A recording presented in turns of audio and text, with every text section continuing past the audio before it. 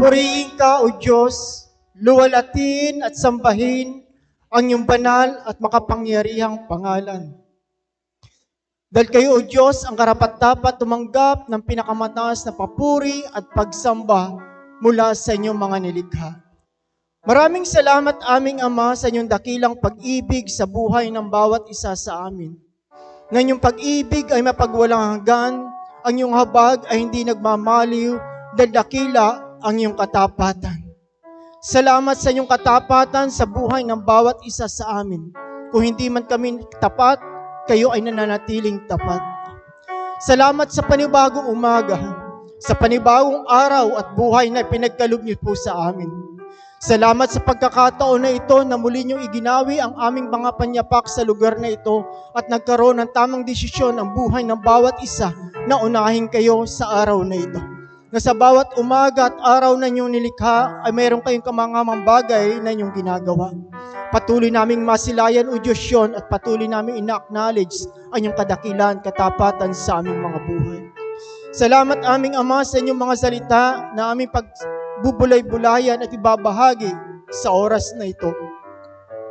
Patuloy kayong maluwalhati at patuloy kayong maparangalan, Panginoon. Dahil ang inyong salita, ito ay buhay at hindi ito babalik na walang kabuluhan, O Diyos. Talo pa itong isang tabak na magkabilay talim.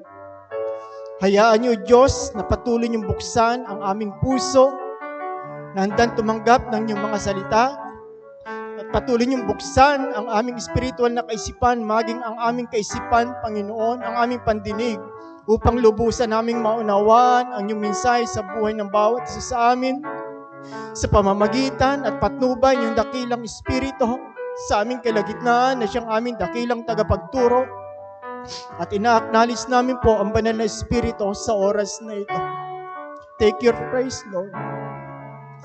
Pagpalaan niyo ang buhay ng bawat isa na makakapakinig nito at manatili ito sa aming mga puso habang kami nabubuhay sa mundong ito.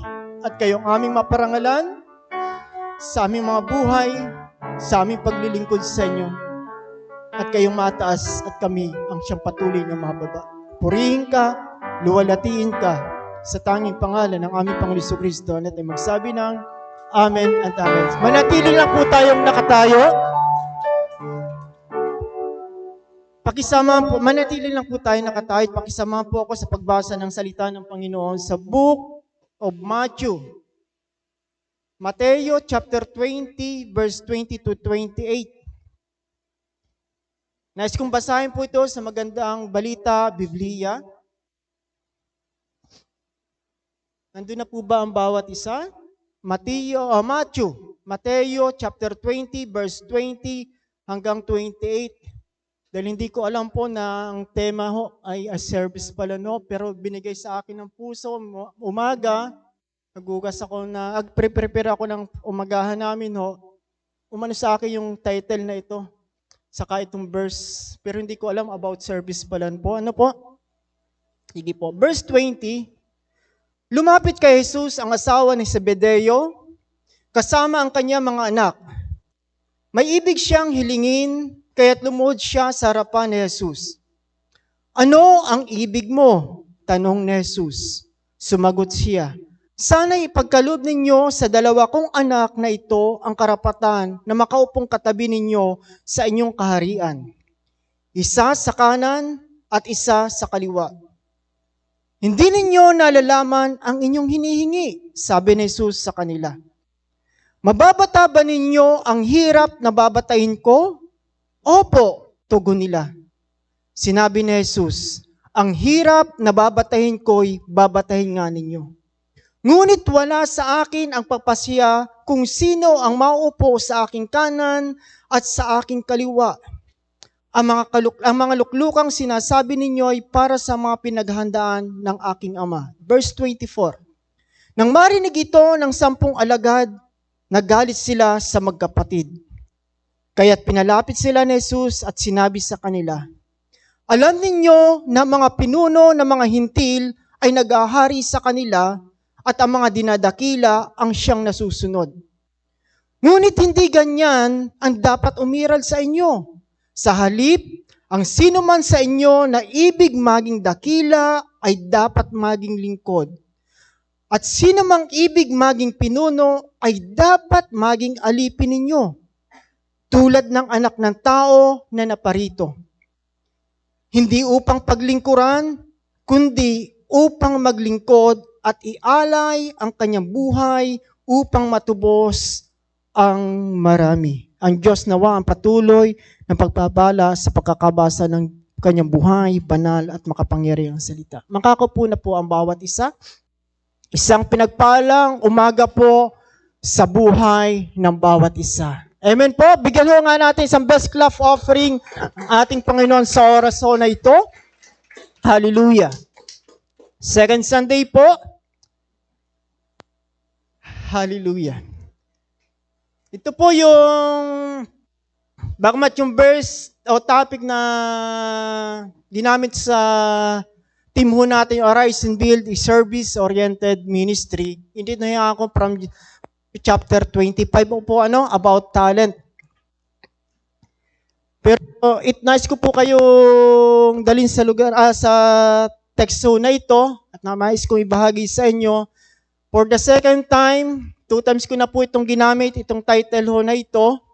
Pero magkaiba po siya ng content, ng nilalaman. Kaya nga tulad na sinabi ko po kanina, nag-ano ito sa aking puso, hindi ko alam na ito pala ipapamensahe. Kaya binulay-bulay ko itong text na ito.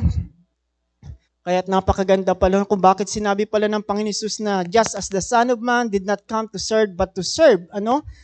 Bakit nga ba lang sinabi ho ng Panginoon Jesucristo yon? Lalakbayin po natin ito simulang verse 20 hanggang verse 28. Amen po. Ready na po ba at isa? Kaya ito'y pinamagatan ko pong serving the purpose of God. Liting ko po, serving the purpose of God. Kaya sabi ho ng Panginoon Jesus doon sa New Living Translation po, for even I, the Son of Man, came here not to be served, but to serve others, and to give my life as a ransom for many. Sa New NIV, New International Version po, sabi ho doon, just as the Son of Man did not come to serve, but to serve and to give His life as a ransom for many. Kaya, but to serve. Pumunta ang Panginoon Jesucristo dito, hindi upang paglingkuran, kundi upang maglingkod at ialay ang kanyang buhay sa ikatutubos ng marami. Sa aking panimula po, service for God can take many forms. Next slide. Service for God can take many forms. Baka bawat isa sa atin, ang paglilingkod lamang ho ay yung dito sa ministeryo ho ng Panginoon. Nandito man tayo sa loob o sa labas, patuloy at pwede pa tayong maglingkod sa Panginoon. Ano po? Service for God can take many forms. It may consist of giving practical aid to those who are poor, hungry, or otherwise in need. Yung mga nangangailangan, hindi lang mahirap, hindi lang yung nagugutom, kundi yung bawat nangangailangan. Kaya, doon sa parable ng The Samaritan, doon ipinapakita yung isang bagay na napakahalaga, isang uri ng pagmamalasakit sa ating kapwa, isang uri ng paglilingkod sa ating kapwa. Dahil ang paglilingkod, ito hindi nababatay sa anumang bagay na mayroon ho tayo. Ano po? Dahil ang pagtulong sa ating kapwa, ito ay hindi rin sa ilan lamang. Mahirap man o mayaman. Nakasakit ng damdamin sa iyo o hindi. Pero yung ginawa ng Samaritano ho na yon, ipinakita niya yung tunay na pag-ibig, yung paglilingkod at pagmamalasakit sa kanyang kapwa. Amen po? Na sa kabila nun, nilipasan niya yung nangangailangan tulong ng Levita at ng priest. Pero isang Samaritano na mababa ang tingin sa kanya, pinagsasalita ng hindi maganda, pero siya yung gumawa ng kabutihan pa rin. Some people serve God through ministries of spreading the gospel and caring for church. Others serve Him by praying for those engaged in such works. Tulad po dito, sa loob ng ministeryo ng Panginoon, iba't iba yung ministry po. May gatekeepers, may win ministry, nakasign sa prayers, dito sa music, sa mga instrumentalists, mga worship leaders, backup, isang uri lamang po ito ng paglilingkod sa Panginoon, sa ministeryo ng Panginoon. Hindi lamang ho yun, yung maging tagalinis sa lugar na ito, tagaluto, saman, sa mga technical department na naka-assign, isang uri po yun ng paglilingkod. Regardless of special ministries entrusted to certain people, all Christians are in some sense God's servants. Lahat po ito, bilang mananampalataya ng Panginoon Hesus, ay mga servants, lingkod o alipin ng ating Panginoon. At entitled ho tayo na makapaglingkod sa ministeryo ng ating Panginoon Jesucristo. We have unlimited possibilities of service and should consider that everything we do is a way of serving the Lord. Ulitin ko lang mga po. And should consider that everything we do is a way of serving the Lord. Kung naglilingkod man tayo ho dito, involved tayo sa bawat ministry, kung tumutulong tayo sa mga nangangailangan, isang uri ho yun ng paglilingkod natin sa ating Panginoon. In Colossians chapter 3 verse 23, whatever you do, work it out with all your heart as working for the Lord, not for men. Maging bukal daw po sa atin ho yung paglilingkod natin sa ating kapwa, sa ating Panginoon, hindi ito maging kabigatan ng bawat isa. Maging bukal sa ating puso. Amen po? Kaya napakahalaga nun, serving the purpose of God. Tulad po dito sa text na ating binasa, noong time muna yon, sa Book of Matthew, itaho na ng request na yun, yung nanay nila ni James at ni John. Pero sa Book of Mark chapter 10, ang nag-request nun mismo ay yung dalawang magkapatid na si John at si James. Kaya makikita ho natin anong medyo may ano. Pero sa kabila nun, same lang po ho yun.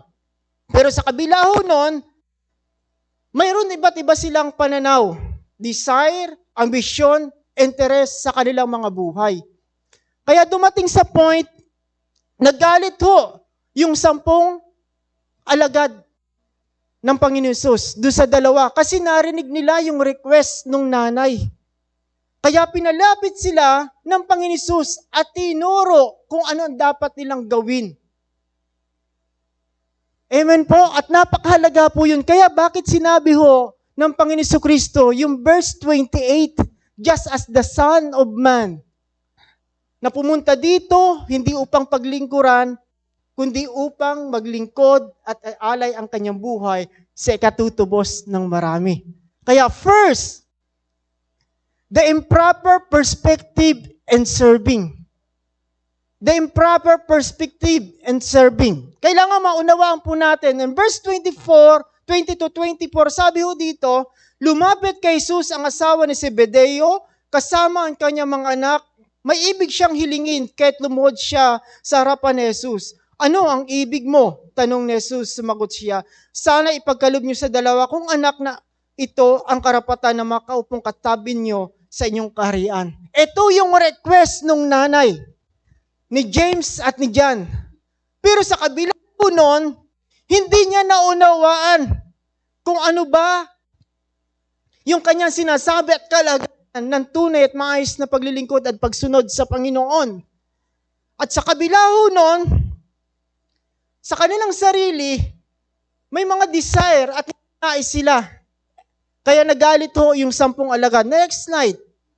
Kaya ho sila motivated by wrong motive. Yun ang nag-motivate sa kanila. Yung i-request nila na yon na hindi nararapat. Kaya napakahalaga ho yun kung ano yung nagmo-motivate sa tao na maunawa natin, ano ba yung nagmo-motivate sa atin? Bakit tayo nagre-request ng mga bagay na ating ninanais upang mangyari sa ating buhay? Tulad ho nila, may personal ambitions po sila. Ano yung personal ambition ho nila? Yung highest position. Sabi nung nanay ho, makaupo, yung dalawa niyang anak, isa sa kanan at isa sa kaliwa ng ating Panginoon Jesucristo. May personal ambition po sila. At meron din silang personal interest. Kaya ho, kapag ito ang namayani, napakahirap ho nito. Una, isang bagay na ito, hindi ito nabibigay ng kaluguran sa ating Panginoon. The improper perspective in serving, yung maling pananaw sa paglilingkod. Kapag mali ang pananaw ng isang mananampalataya sa paglilingkod, isang bagay na hindi niya pwedeng mabigyan ng kaluguran ang ating Panginoon. Why? Dahil may personal ambition and personal interest.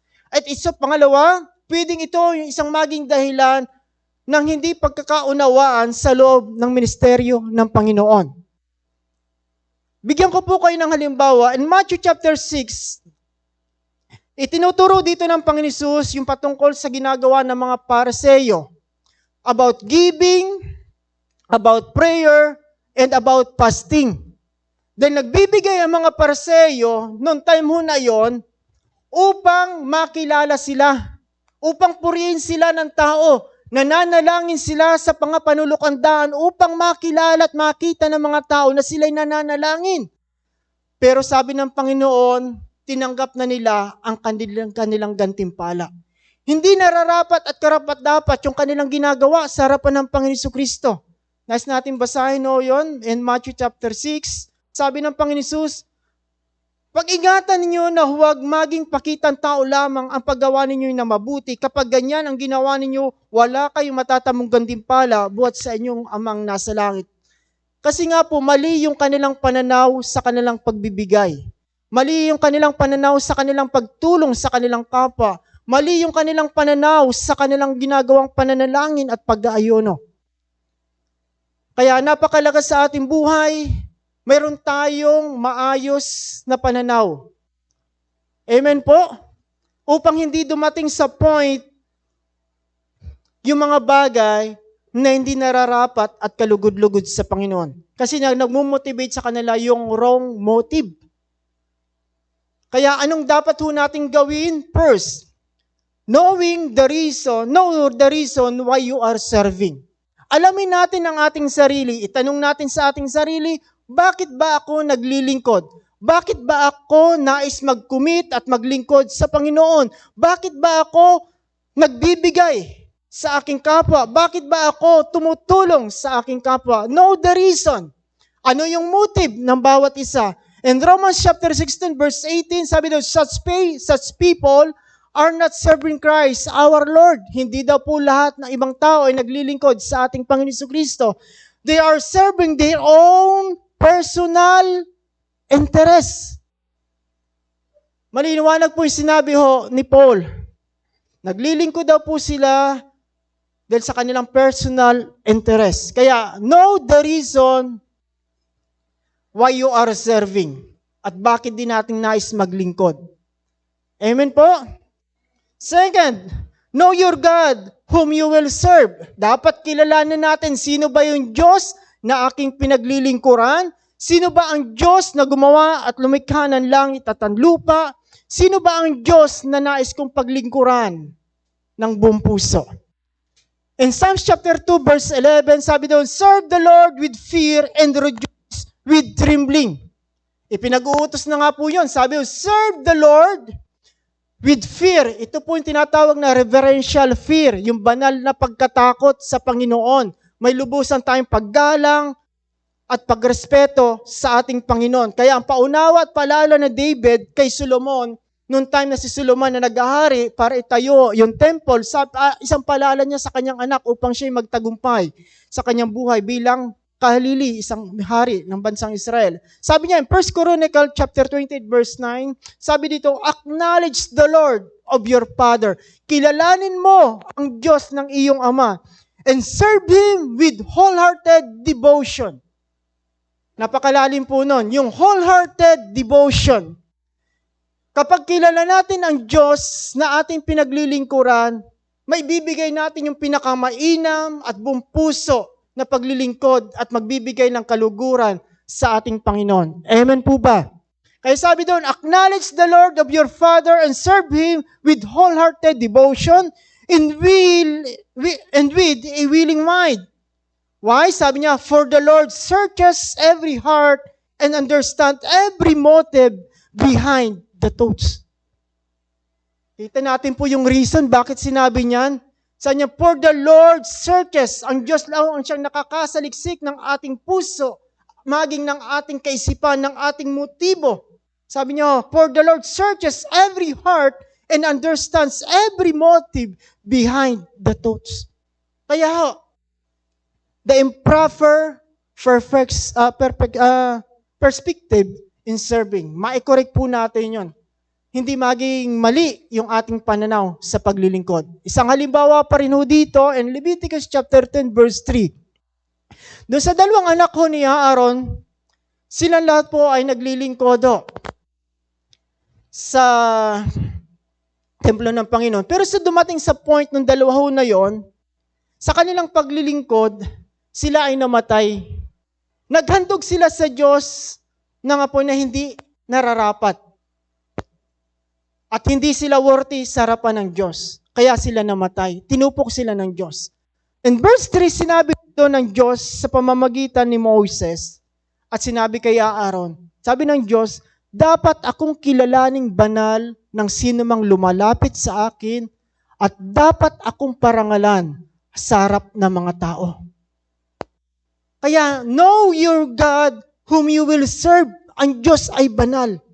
Dahil yung ginawa ng dalawang anak ni Aaron na yon ay hindi karapat-dapat. Kapag binasa natin sa verse 8 ng Leviticus chapter 10, sila ay under ng alcohol.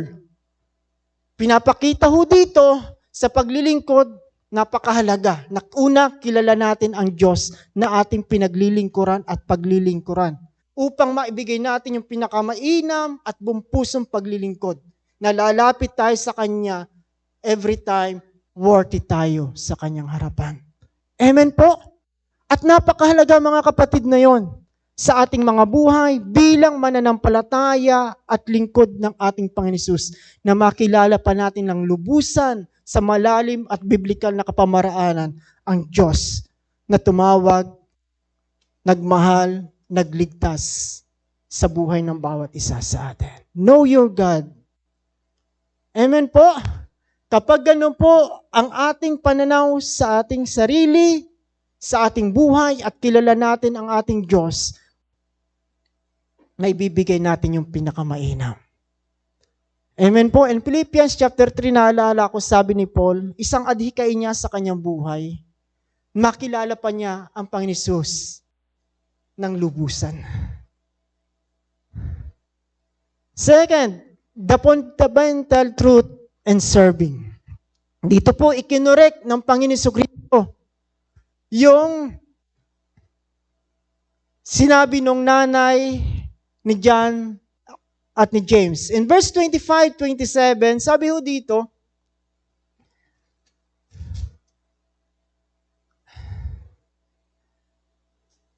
dito, kaya't pinalapit sila ni Jesus at sinabi sa kanila, alin ninyo na mga pinuno ng mga hintil ay naghahari sa kanila at ang mga dinadakila ang siyang nasusunod. Itong sabi ng Panginoon Hesus sa kanila, ngunit hindi ganyan ang dapat umiral sa inyo. Ikinorek sila ng Panginoon. Ano po? Sa halip, ang sino man sa inyo na ibig maging dakila ay dapat maging lingkod at sino mang ibig maging pinuno ay dapat maging alipin ninyo. Ikinorek po sila ng Panginoon. Kaya nga, the fundamental truth in serving, important or vital, ito'y napakahalagang katotohanan sa paglilingkod. Dahil noong time ho na yon, dinidisciple pa sila ng ating Panginoon Jesucristo. Kaya napakalaga sa church yung discipleship. Ano po? Lalong lumalim yung ating pananampalataya at mahubog yung ating spiritual na buhay. At maging maayos yung relasyon natin sa Panginoon. Ipinopoint dito ng Panginoon yung nature ho. Una, verse 25, kung paano yung namumuno yung mga hintil. Kasi ho, sa secular world, tulad ho ng mga hintil noong time, driven by the quest for power. Kapag sino makila, at sino mang makilala, nandun siya may kapangyarihan siya. Ano po? Siya yung boss. Kapag siya yung boss, mayroon siyang authority. Ano mang utos niya, siya'y susundin. And exercise their authority and dominion in the interest of self-promotion. Yung pansarili lang ho ba? Hindi para sa iba, kundi para lamang sa kanya. Yun ang ginagawa ng mga gentil noong time ho na yon. Pero sa ating Panginoon Jesus, in the kingdom of God o sa ministeryo ng Panginoon, those who will be great must take the path of lowly service in behalf of others. Ang pinakadakila sa karyaan ng Diyos at sa paglilingkod natin sa ating Panginoon, kung paano ang bawat isa na mananampalataya ng Panginoon Jesucristo ay naglilingkod sa ating Panginoon Jesucristo ng mayroong kapakumbabaan at handang pagsunod sa kanyang kaluban sa ating mga buhay. The fundamental truth of serving. First, serving is an act of obedience to fulfill the divine purpose. Ulitin ko po, serving is an act of obedience to fulfill the divine purpose. Sa ating Panginoon Jesucristo, ito po yung kanyang ginawa, act of obedience. Kaya sa labi ng Philippians chapter 2 verse 8, and being found in appearance as a man, he humbled himself and became obedient to death, even death on a cross. Sumunod siya ng buong puso sa Diyos, sa God the Father, to fulfill the divine purpose. Ano yung purpose ng Panginoon? Sabi niya, to offer His life as a ransom for many. Kailangan maunawaan po natin ho yun, yung isang bagay na napakahalaga nyo, yung katotohanan sa paglilingkod. Yung pagsunod natin para ma-fulfill natin yung kaluban ng Diyos sa ating mga buhay. Sa paglilingkod ay may mga kakibat na sakripisyo po, yung tinatawag na self-denial. Kaya maging handa lamang po tayo sa paglilingkod. Hindi sa lahat ng oras nandun tayo sa comfort zone. Tulad ho ni Nehemiah, naglilingkod siya sa palasyo ng hari, pero inilagay ng Diyos sa kanyang puso yung burden to rebuild the wall of Jerusalem. At sumunod siya. At sa kabila ho noon, pinapakita doon, umalis siya sa comfort zone para lamang mapulfill niya yung kaluban ng Diyos na ipinapagawa sa kanya. At higit sa lahat, ang ating Panginoon Jesucristo, bagamat siya Diyos, sabi ng Philippians chapter 2, ay nagkatawang tao, namuhay na tulad ng isang alipin, naging masunurin hanggang kamatayan sa krus. Oo, hanggang kamatayan sa krus. Pinapakita dito, serving is an act of obedience to fulfill the divine purpose sa ating buhay. Naniniwala po ba ang bawat isa sa atin? May layunin ang Diyos sa buhay ng bawat isa? Bakit tayo nandito? Bakit tayo namumuhay dito sa ating lalawigan, sa ating bayan, sa ating lipunan? Bagamat yung iba hindi taga dito, bakit kayo napunta dito? Dahil may purpose ang Diyos sa buhay ng bawat isa sa atin. Kailangan maunawaan ho natin yon. Dahil sa pagsunod sa Panginoon, hindi mo agad-agad maunawaan yung plano ng Diyos sa iyo. Pero habang sumusunod ka ng buong puso na may kapakumbabaan sa Diyos, unti-unting ipinaunawa at ipinapakita ng Diyos yung purpose o layunin niya sa iyong buhay. Amen po? Na-remind ako na sinabi ni sister noong time sa akin, ngayon ko, Brad, naunawaan kung bakit ako pinabalik ng Diyos dito sa ating lalawigan. Na-remind lang po ako. Why? Naunawaan niya eh. Sumunod siya ng buong puso. Mahirap kasing masunod ang kalooban ng Diyos kapag sinusunod natin at nangingibabaw yung pansariling naisin at hangarin natin. Amen po? Kaya sabi ng Panginoon, ang Hebrew chapter 5 verse 8, sabi ho doon, bangmat siya anak ng Diyos, natutunan niya na ang tunay na pagsunod ay sa pamamagitan ho ng pagtitiis. Madaling maglingkod kapag ikaw ay nananagana. Madaling maglingkod kapag nandun ka sa comfort zone. Pero matetes yung tunay na pagsunod at paglilingkod mo sa Panginoon kapag nandun ka sa isang matinding pagsubok sa iyong buhay. Kung susunod ka ba, uhuihin to at babalik sa iyong nakaraan. Kaya napakahalaga mga kapatid, sa paglilingkod, tandaan po natin, hindi ka nag-iisa. Once na nag-obey ka at tumugon ka sa panawagan ng Diyos ang siyang kasama mo to fulfill His divine purpose in your lives. Amen po? Minsan iniisip natin kapag ako ay naglingkod sa Panginoon, paano na ang aking buhay? Paano na ang aking karir? Dahil pwede ka pa namang maglingkod kahit nagtatrabaho ka at pwede kang gamitin ng Diyos dun sa lugar kung nasan ka. Kaya nga sabi ko nga po kanina sa introduction, hindi lamang dito sa loob, labas man o sa loob, pwede tayong maglingkod. Pwede tayong kasangkapanin ng ating Panginoon. But we need to obey. Amen po? At napakahalaga po yon. Sa paglingkod, meron tayong goal. Unang goal natin, yung mapulfill natin, yung calling ng Diyos sa atin. Dahil may specific calling in a specific place ang Diyos sa bawat isa sa atin. Si Jonah, magtataka ho tayo, bakit siya tinawag ng Diyos bilang prophet, papapuntahin sa Nineve, isang lugar ng pagano? Kasi yun ang calling ng Diyos sa kanya, may specific place ang Diyos para sa kanya. We need to obey lang mga kapatid. Amen po? Kaya ang sabi ho ng Panginoon, in Luke chapter 29, verse 20 to 24, if anyone would come after me, let him deny himself and take up his cross daily and follow me. Tatlong bagay ho. Sabi niya, let him deny himself. Second, take up his cross daily and follow me. Makikita natin, pangatlo na po yung follow me. Hallelujah. Hallelujah. Second, serving in God is a privilege, especially to every believers. Pribilehiyo po natin ito.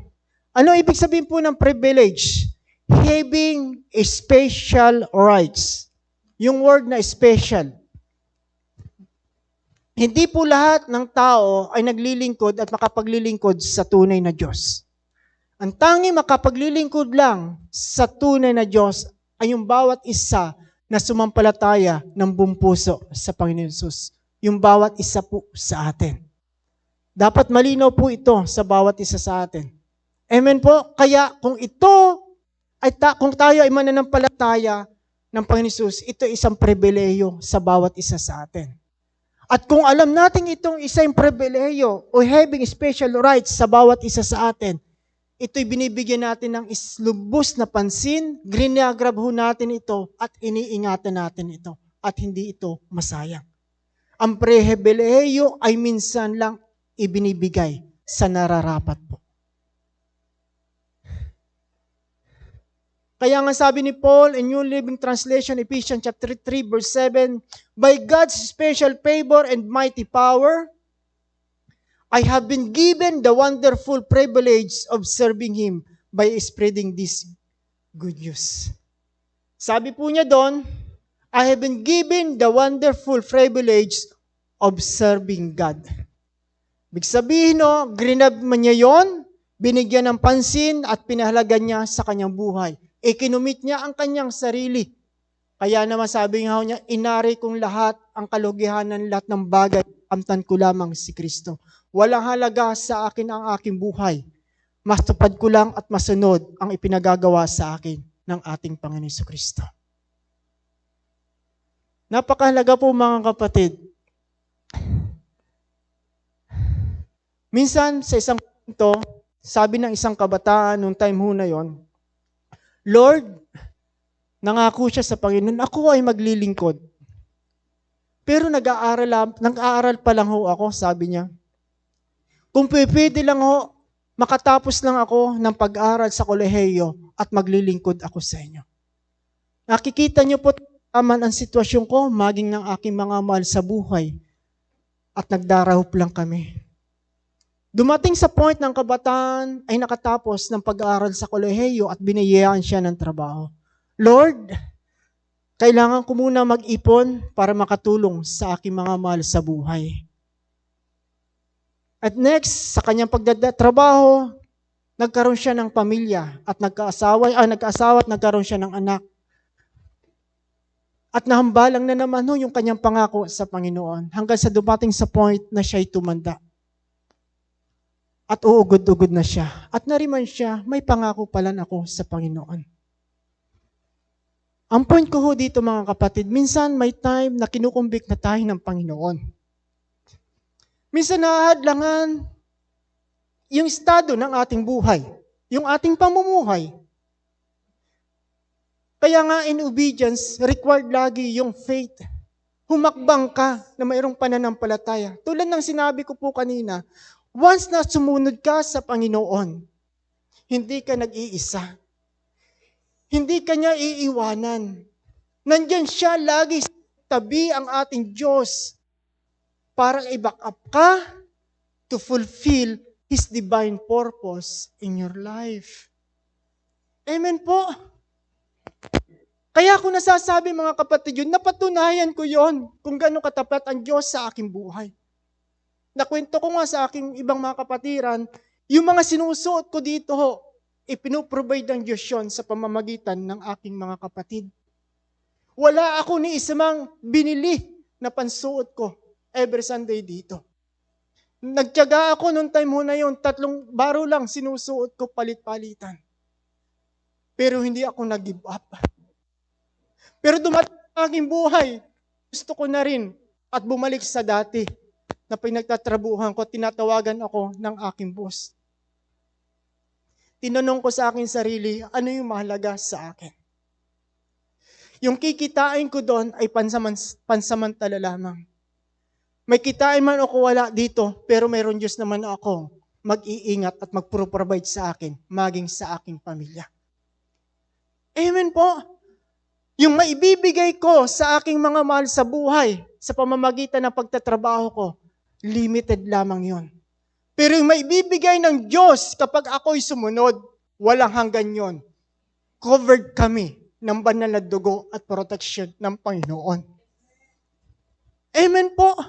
Kaya nga ang tatay ho, until now, na-stroke 5 times or 6 times, walang iinom na maintenance, na gamot. Why? Kinikilala ko yung biyaya yun ng Panginoon dahil sumunod ako sa Kanya. Hindi tayo iiwan ni pababayaan ng Diyos. Dahil Diyos na matuwid siya, makatarungan siyang Diyos. Kung alam niya na sumusunod tayo ng buong puso sa Kanya at naglilingkod na ang goal natin sa ating puso ay mapulpil natin yung ipinagagawa niya sa ating buhay. God is always with us. Amen po.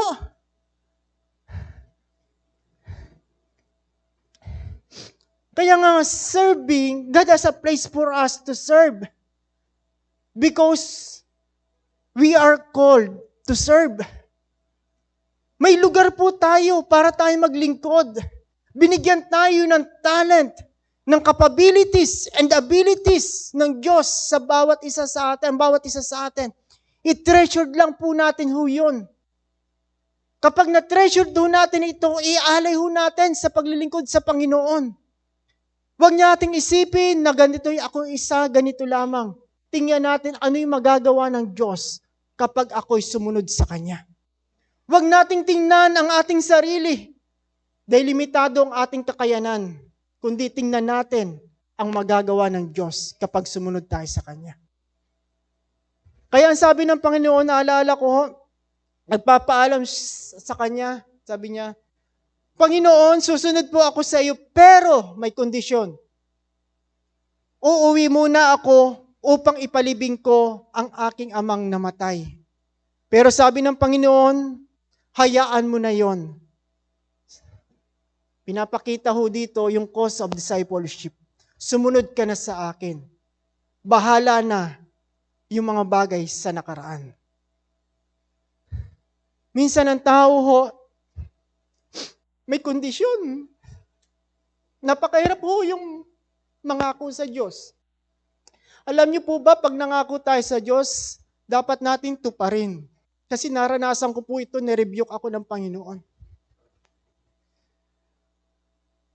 Kasi sabi ni Jephthah, si Jephthah po yun, yung kanyang anak, sabi na, ang unang sumalubong sa akin ay hahandog ko sa iyo pang Yahweh. Ang nakakalungkot, ang unang sumalubong sa kanya, ang kanya ay isang anak na babae. Wala siyang magawa, kundi sundin niya yung vow niya sa Panginoon. Inihandog niya. At sinabi rin ng Book of Ecclesiastes, sabi ni Solomon, ayaw ng Diyos o galit ang Diyos sa sinumang mayabang. Yun ang word na kalagay po doon. Na mangangako tayo sa Kanya at hindi natin tutupdin. The point is, kapatid, ingat lang tayo ho sa ating mga bibitawang salita, lalo na kung mangangako tayo sa Diyos. Pwedeng may mangako sa kanyang kapwa, pero dahil may manamagitan na Diyos sa bawat isa sa atin. Pero kung sa Diyos, napakahirap po na. Kaya kung tayo ay maglilingkod, siguraduhin lang muna natin, huwag tayong mangangako. Amen po? Kaya nga ho, God has given us a unique combination of talents. Tulad ho nung isang kasama ko noon sa barko, siyang unang naglingkod po kaysa sa akin. Tinawag na siya ng Panginoon. Nalilimitahan yung kanyang sarili. Sabi ni Brother Leto nung time mo na yan sa jail Bataan, ang boses ko ay hindi talagang maganda, sabi niya. Bagamat nais kong umawit at magpuri sa Panginoon at magpagamit. Nahihiya siya nung time ho na yon. May isang kapatiran na nag-encourage sa kanya. Sa kabila ng pag-encourage sa kanya, nag-commit siya sa ministry. Sa madaling salita, naging backup, then worship leader siya. Yung tingin niya na pangit na boses niya, walang makapaniwala. Why? Minsan tinitingnan natin yung ating sarili. Amen po. Bago kayo pagpatuloy po, si Moses, tinawag ng Diyos. Mamaya ko pa po ito sabihin, kinukonvict ako. Ganito po, si Moses, nung tinawag siya ng Diyos, Exodus chapter 3 verse 4, ang dami ng alibay. Ang sabi niya, Lord, ito pa nga po ang kapal ng dila ko, pautal-utal ako magsalita. Di po ba? Yun ang sinasabi niya sa kanyang sarili. Kung tutuusin, kung pag-aaralan natin ang Bible sa Book of Acts, si Moses, mataas ang kanyang pinag-aralan. Kasi lumaki siya sa palasyo at pinatlaki siya ng prinsesa. Di po ba? Alam niyo lahat ng kaalaman, karunungan sa Ehipto. And candidate siya para maging next Pharaoh. Pero ang rason niya sa Panginoon, Lord, hindi po ako marunong magsalita. Makapal po ang aking labi at ito nga, pautal-utal pa ako. Kaya pinakita pa ng Diyos sa kanya. Nagpagumawa ng Diyos ang kababalaghan. Sabi niya, ano yung hawak mo? Tungkod po, bitawan mo. At nang binitawan ni Moses, naging ahas at napaorong siya si Moses. Sabi ng Diyos sa kanya, hawakan mo sa buntot. Nung hinawakan ni Moses sa buntot, at naging tungkod uli. Next, pakita ng Diyos yung kapangyarihan kay Moses. Sabi ng Diyos, isuot mo ang iyong kamay sa loob niya yung damit sa tatapat ng iyong dibdib. At ipinasok nga niyan. At nung lumabas, ay lupos ng kitong. Ang sabi ng Diyos sa kanya, ipasok mong muli. Nung ipinasok niya mulit, inilabas, wala na yung kitong. Pero ang sabi ni Moses, Panginoon, ito pa rin po, tinawag kita. Anong point ko po mga kapatid? Ang dami nating reason. Amen po. Avoid excuses when God calls you to serve. Amen? Tinitingnan natin ang ating sarili. Pero tingnan natin yung pwedeng gawin ng Diyos sa bawat isa sa atin. Kaya ang challenge ng Diyos kay Moses, sabi niya dito, sinabi ni Yahweh, sino ba ang gumagawa sa bibig ng tao?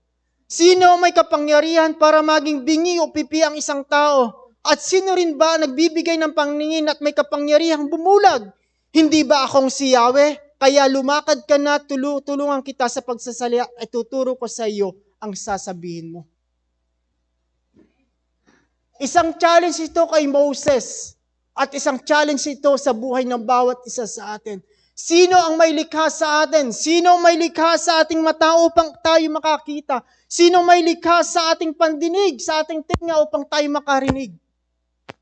Walang iba ang Diyos na banal at makapangyarihan salita. Avoid excuses when God calls you to serve. Amen po. Hindi ordinaryong mensahe ito po para sa akin. Kasi nga, sabi ko nga, maga ibinigay na itong mensahe na ito at hindi ko alam service yung ganito. Kasi naituro ko yung first title nito.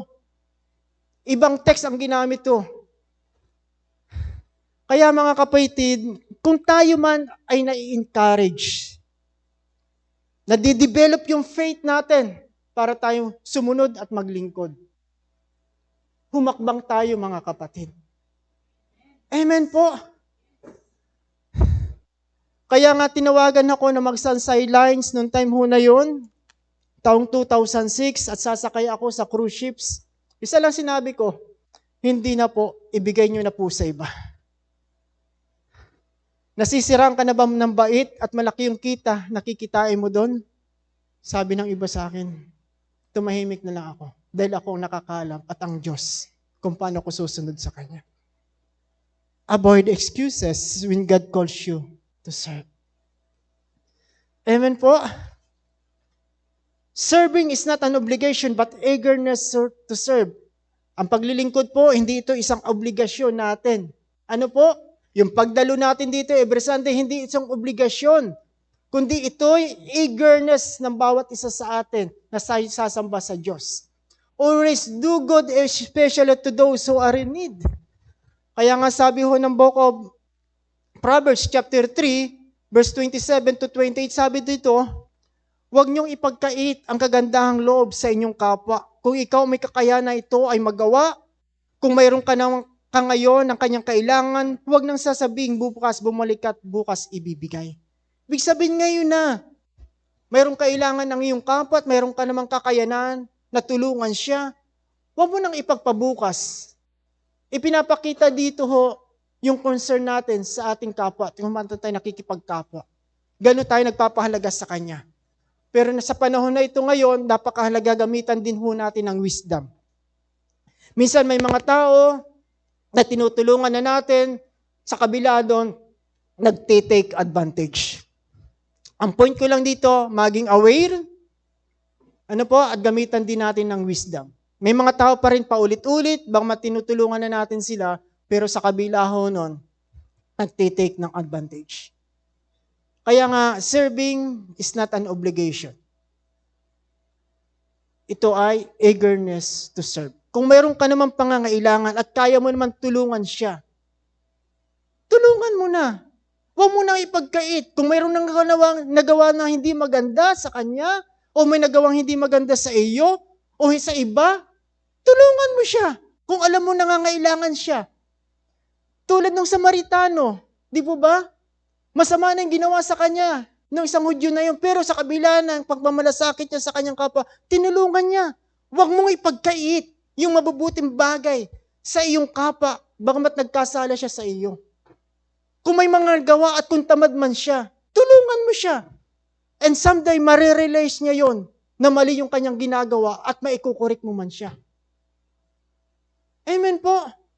Minsan tinitingnan natin ang ating kapwa kasi ganito siya, kasi katamad siya. Pero tingnan din natin ang ating sarili.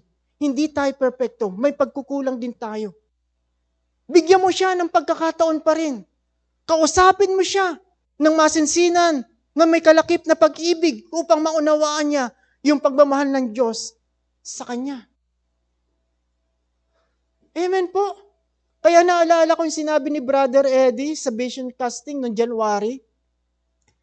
Napakaganda ho nun.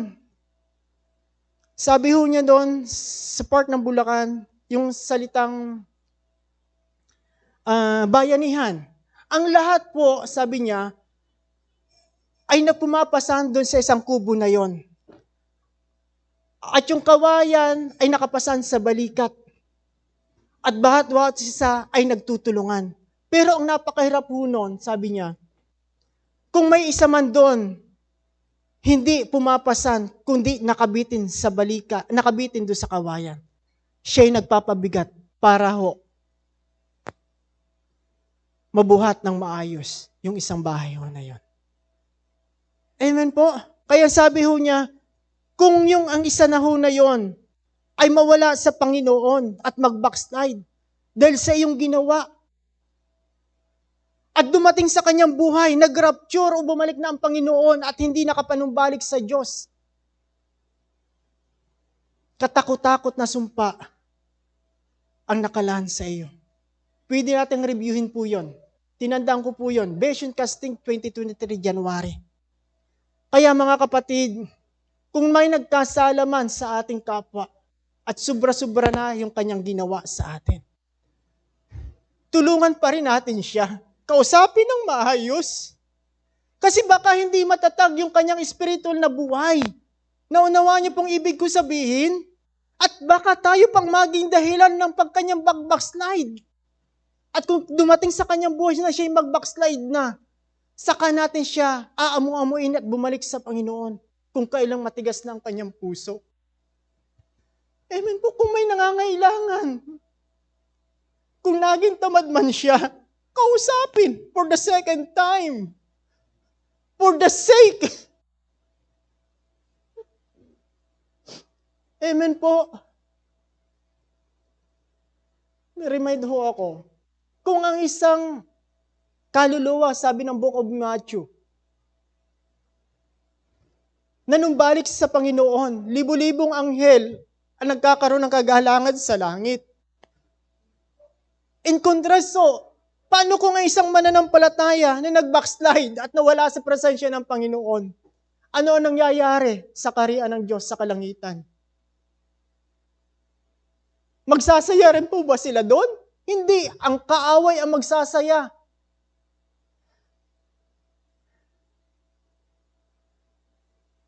Kaya mga kapatid, eagerness to serve others.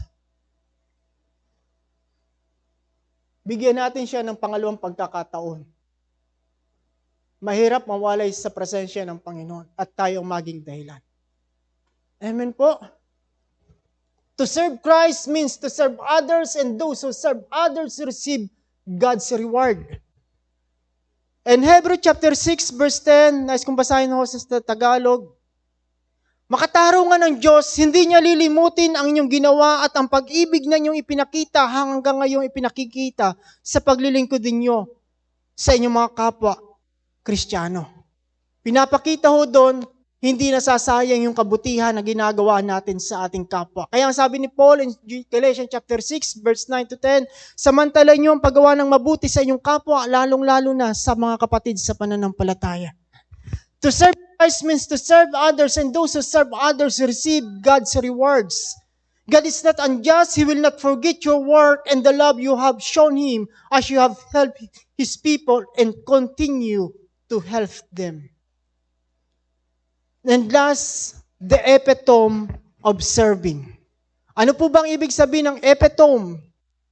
In verse 28, sabi ho doon, just as the Son of Man Tulad ng anak ng tao, siya'y naparito hindi upang paglingkuran, kundi upang maglingkod at ialay ang kanyang buhay sa ikatubos ng marami. If it on a person or thing that is a perfect example of a particular quality or type. Jesus is the best example and the perfect example, the ideal example or model ng bawat isa sa atin. Kaya Jesus says this lesson by his own example and that he came to serve men and not to have them serve him. Ang Panginoon Jesucristo ang pinaka-example sa paglilingkod. The epitome of serving. Be obedient.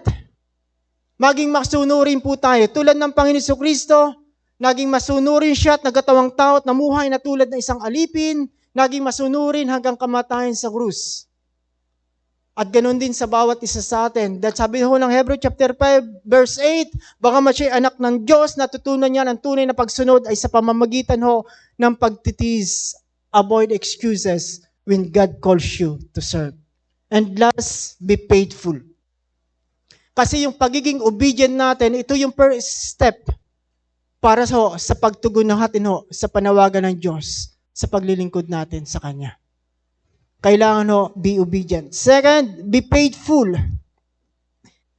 Ito yung kataga na maririnig natin sa ating Panginoon kapag tayo ay nasa Kanyang kaharian na. Nasa kabila nun na matapat tayo ng lilingkod sa Kanyang ministeryo habang tayo nabubuhay sa mundong ito. Sabi ho doon, his master replied, well done, good and faithful servant. At napakagandang pakinggan nung katagang yun mula sa ating Panginoon Hesus.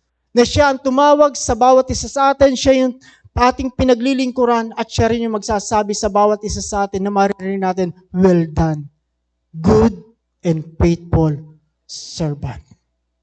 Amen po.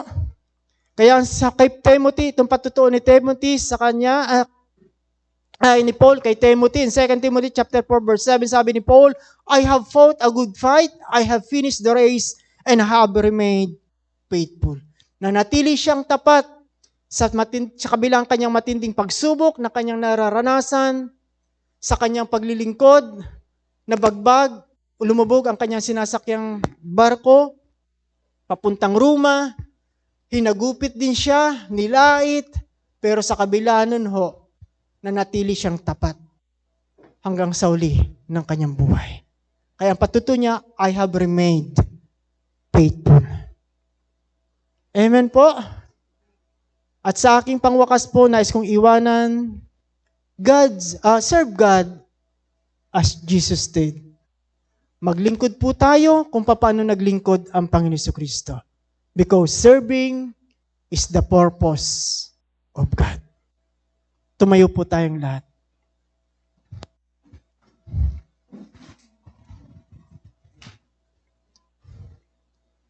Habang inaawit po natin ito,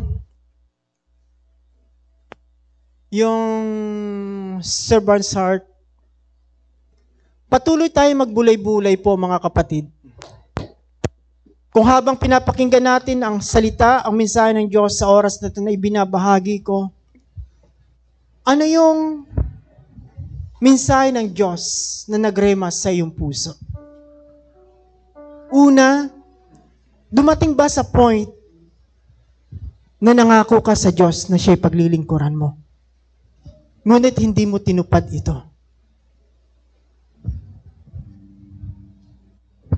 Isang bagay na magagawa mo sa oras na ito, humingi ka ng tawad.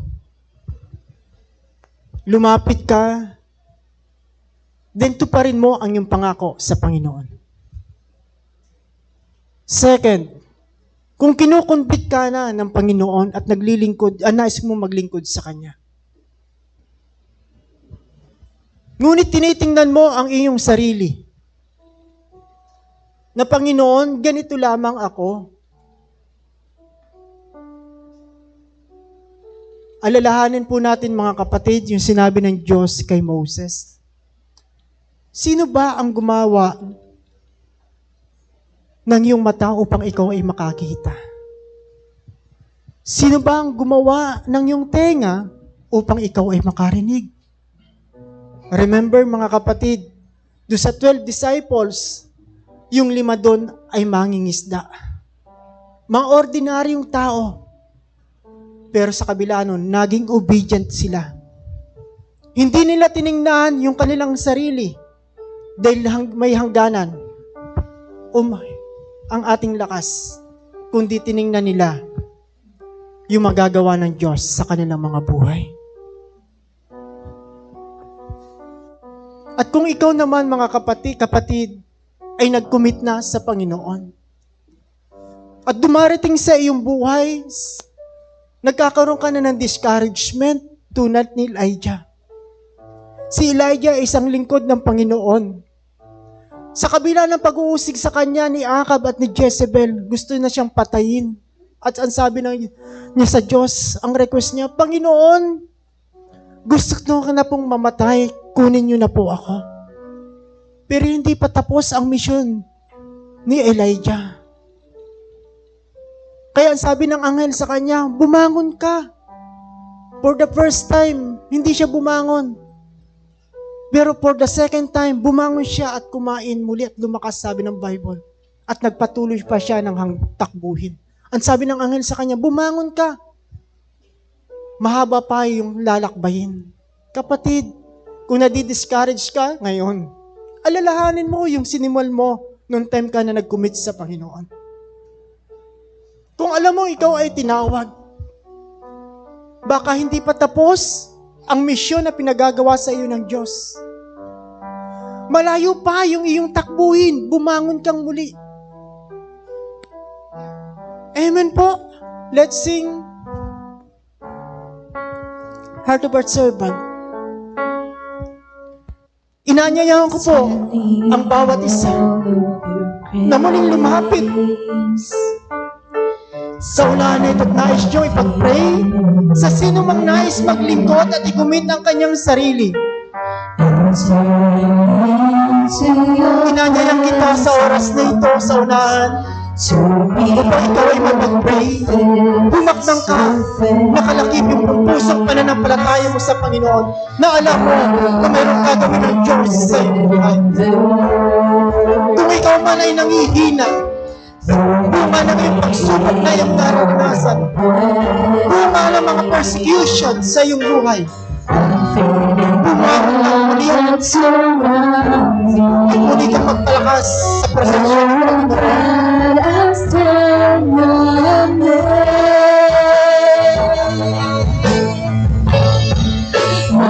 Jesus, my Lord, you're the love of my life. Wherever you go, wanna be by your side. No longer I, but Christ living in me. Serving you for all eternity. My eyes are on you. Sense of you in the place that I want. No longer my ways that to me will be done. Make me a servant, my heart's overflow. Bring to the cross of follow you. Awitin po natin ito ng buong puso at itas natin ang ating mga kamay. Hallelujah. Setting my feet in your ways. Entering Into your presence. To behold your face to face. God of heaven. God of heaven and earth. Hallelujah.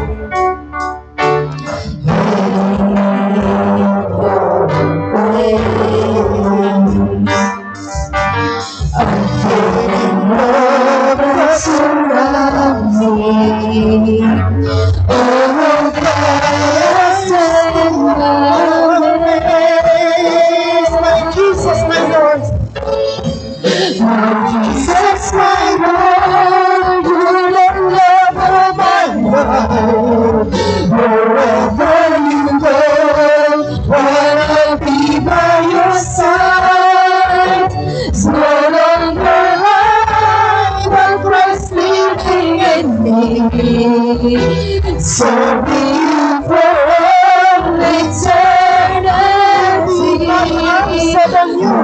set on you in this race that I run. No longer my race, let your will be done. Make me a servant, my heart's overflow. Clinging to the cross and follow you. My Jesus, my Lord, you're the Lord of my life. Wherever you go, wanna be by your side. No longer but Christ living in me. Serving you for all eternity. I'm set on you, Lord. I'm set on you in this race that I run. No longer my race, but your will be done. Make me a servant, my heart's overflow. Clinging to the cross that follow you. Jesus, my Lord, you're the love of my life. Wherever you go, wanna be by your side. No longer I, but Christ living in me. Serving you for all eternity.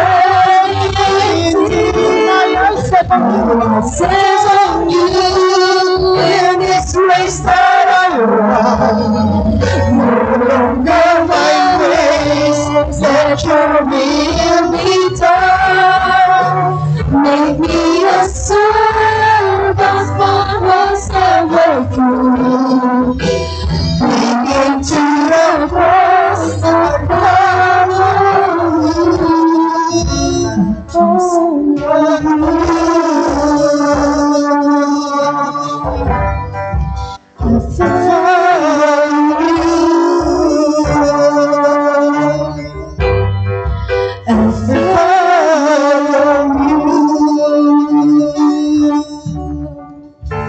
Hallelujah. Salamat aming Ama sa katotohanan na buhay ang iyong salita, na hindi ito babalik sa inyo na walang kabuluhan. Salamat sa inyong mga salita na nagrema sa puso ng bawat isa sa amin. Na kayo ang aming Diyos na tumawag sa bawat isa upang kayo'y aming mapaglingkuran. Maraming salamat sa inyong dakilang pribilehiyo na ito sa bawat isa sa amin. Dahil hindi lahat ng tao ay naglilingkod sa tunay na Diyos. Ngunit ang pinaglilingkuran ng bawat isa sa amin ay tunay na Diyos dahil sumampalataya kami sa aming Panginoon Jesucristo. Salamat po aming Ama na patuloy kami nakakatawag sa inyo ng Ava Father dahil sumampalataya kami sa aming Panginoon Jesucristo. Salamat sa authority na pinagkaloob niyo po sa amin sa pangalan ng Panginoon Jesucristo. Na sa pangalan ng Panginoon Jesucristo ay makakapagpalayas kami ng demonyo, makakapagsalita kami sa iba't ibang wika, at sa sino mang mapatungan ng aming mga kamay ay gagaling ang may sakit. Salamat sa pribilehiyo, salamat sa authority, at magamit nawa ito para sa inyong kapurihan lamang o Diyos, at hindi ito maabuso ng bawat isa. Panginoon, salamat sa inyong banal at makapangyarihang Espiritu to equip us and to empower us sa aming paglilingkod sa inyo. At habang kami nananatiling tapat sa inyo, nananatili rin kayong tapat sa buhay ng bawat isa sa amin. At patuloy naming nararanasan ang iyong pag-ibig na papagwalang hanggan sa aming mga buhay, maging sa aming mga pamilya. Salamat, Panginoon. Salamat sa favor. Salamat sa inyong walang hanggang kalulwalhatian at kabutihan sa aming mga buhay. Dahil sa aming pagsunod sa inyo, tinuturuan niyo po kami kung ano ang mabuti at nararapat naming gawin. Napatuloy kaming magpakumbaba at tanging kayo lang ang siyang maitataas at wala ng iba, upang kami maging karapat-dapat at maging kagamit-gamit sa inyong ministeryo at sa inyong ubasan. Dinadalangin ko, O Diyos, ang bawat isa sa oras na ito. Kung sila man ay nangihina, bunga ng mga pagsubok na kanilang nararanasan. At kung yun ang nagiging dahilan upang hindi sila makapaglingkod ng buong puso at totohanan sa inyo, katagpuin niyo sila, O Diyos, sa oras na ito. Idantay niyo, O Diyos, ang inyong mapaghimala at makapangyarihang kamay sa ulo at buhay ng bawat isa. At patuloy niyong padaluhin ang inyong kapangyarihan at katagpuin niyo sa oras na ito sa makapangyarihang pangalan ng Panginoon Hesus. Dala niyong kapangyarihan na hindi nalilimitahan ng distansya o ng oras man, Panginoon, o ng lugar. Dakilang Diyos at aming Ama, muli niyo siyang palakasin. Bigyan siya ng panibagong kalakasang espiritual, maging ang kalakasang pisikal na magagamit niya sa muling paglilingkod niya sa inyo.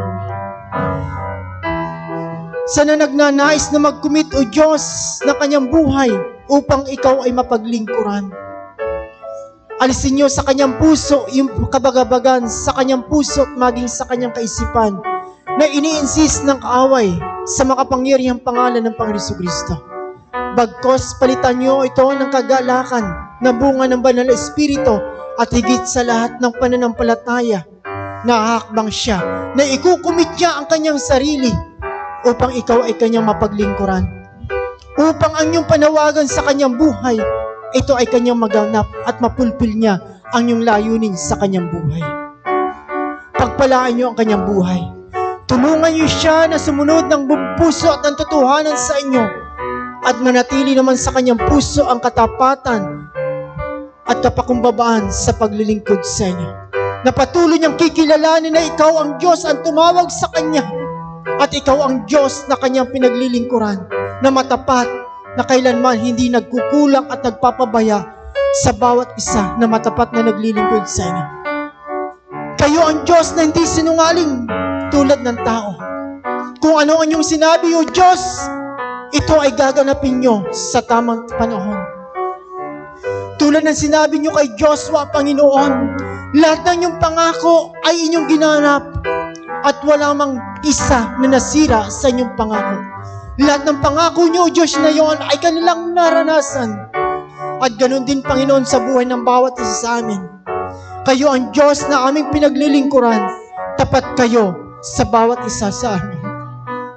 Maraming salamat, O Diyos, dahil kayo ang aming Diyos. Patuloy kayo nagpapakahayag sa buhay ng bawat isa sa amin. Patuloy kayo nagpapakilala sa malalim at biblikal na kapamaraanan bilang Diyos na buhay, banal at makapangyarihan sa lahat. Diyos na may likha ng langit at ng lupa. At walang bakay na mahirap o imposible sa inyo. Tulad ng sinabi niya sa Book of Jeremiah chapter 32, is anything for me? Is anything too hard for me? At sinabi niyo rin, O Diyos, kay Moses, mayroon bang mahirap sa akin? Tunay nga, O Diyos, walang bagay na mahirap sa inyo. Dahil kay Diyos, mapagwalang hanggan, makapangyarihan, from everlasting to everlasting, you are God. Salamat, Panginoon. Salamat sa katotohanan ng iyong salita.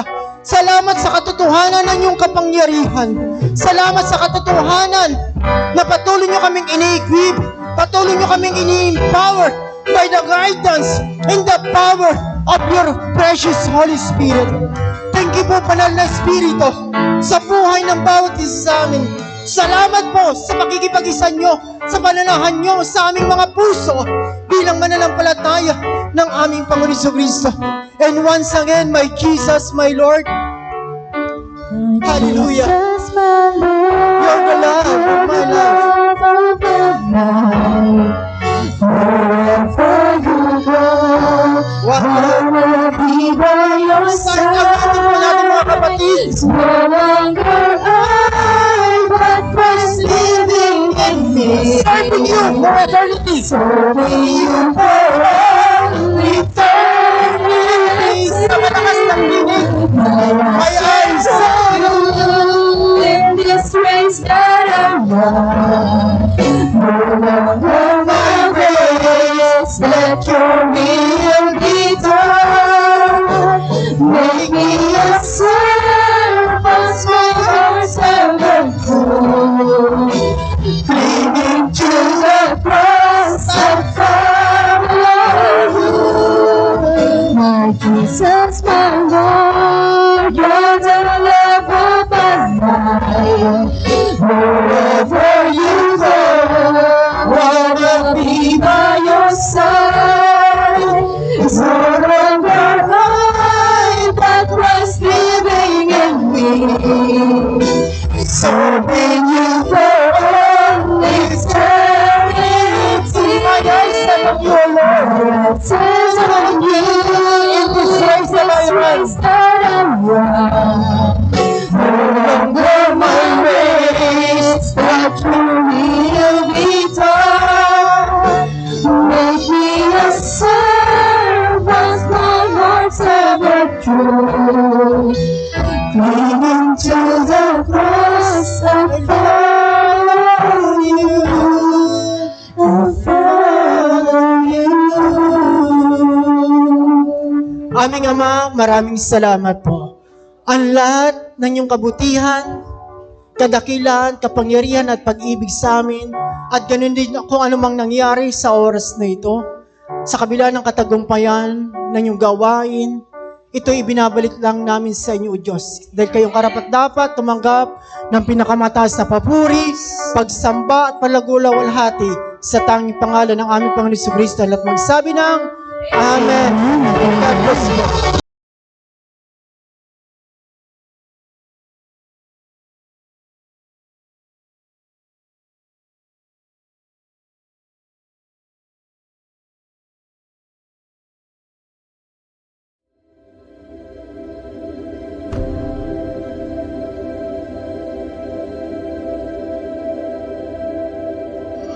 And everybody agree and say, our God is not dead. Our God is not dead. Jesus is alive. Jesus is alive. Jesus Christ, Jesus Christ, the